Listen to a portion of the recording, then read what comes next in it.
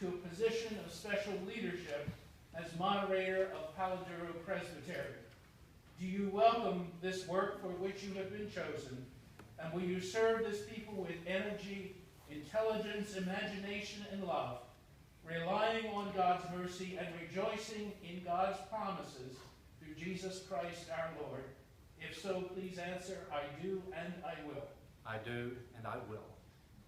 Will you be a faithful moderator, leading with fairness and openness, respecting all and showing in your actions the love and grace of Jesus Christ? If so, please answer, I will. I will. Will you wear the symbols of this office with pride and care, remembering that Christ calls you to a life of service? I will.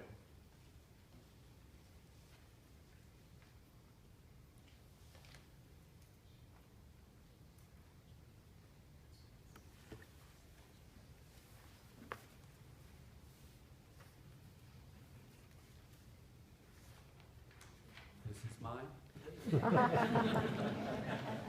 Are you sure? Let us join together in prayer.